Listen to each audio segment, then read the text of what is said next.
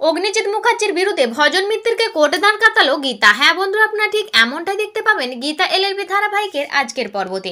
অগ্নিজিৎ মুখার্জি বাড়িতে এলে প্রলয় মুখার্জি অগ্নিজিৎ মুখার্জিকে বলে, একটা কার্ড নিয়ে তুমি কাকে নিমন্ত্রণ করলে দাদা? অগ্নিজিৎ মুখার্জি বলে, আমার মেয়ের বিয়ে, আমি কাকে নিমন্ত্রণ করব কি না আর কাকে করব না সেটা আমার ব্যক্তিগত ব্যাপার। তখন রাকা বলে, এটা আপনি কি বলছেন দাদা? আমরা তো একটা একান্নবর্তী পরিবার, আমরা সবাই একসাথে থাকি। তখন অগ্নিজিৎ মুখার্জি বলে, যদি এটা একান্নবর্তী পরিবার হয়ে থাকে তাহলে ওকে বলো এ বাড়িতে একটা মেয়ের বিয়ে, সেই বিয়ের আয়োজন করতে, সব সময় খোঁচা না দিতে। প্রলয় মুখার্জি বলে, নিজের মেয়ের সর্বনাশ তুমি নিজেই করছো, কেমন বাবা তুমি? অগ্নিজিৎ মুখার্জি বলে, প্রলয় আমি মেহেককে কথা দিয়েছি, ওকে আমি সুখে রাখবো।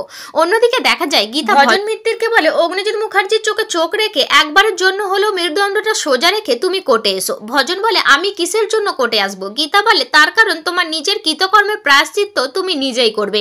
একজন ডিফেক্ট লয়ার হিসাবে তুমি পদ্মর কেসটা লড়বে, আমি পাহাড়ের মতো তোমার পিছনে দাঁড়িয়ে থাকবো, তুমি কোনো চিন্তা করো না। তখন ভজন বলে, না না, আমি স্যারের সঙ্গে বেইমানি করতে পারবো না, স্যারকে আমি খুব ভালোবাসি, শ্রদ্ধা করি। তখন গীতা বলে, কিন্তু ভজন মিত্তির সেই লোকটাই তোমার চোখের সামনে নিচে নেমে গেছে, একদম ওকালতি করাটা ভুলে গেছে লোকটা, আর তুমি যদি ওনার বিরুদ্ধে কেসটা না লড়ো, মুখোমুখি না দাঁড়াও, তাহলে আমি কিন্তু এই সমস্ত ধারাগুলো তোমার এগেনস্টে লাগিয়ে তোমাকে কোর্টে চালান করে দেবো আর তোমার জেল হয়ে যাবে। এদিকে তখনই তানভি মুখার্জি গীতার সাথে ভজন মিত্তিরকে কথা বলতে দেখে নেয়। এরপর গীতা চলে গেলে তানভি ভজনকে জিজ্ঞাসা করে, গীতার সাথে তুমি কি কথা বলছিলে?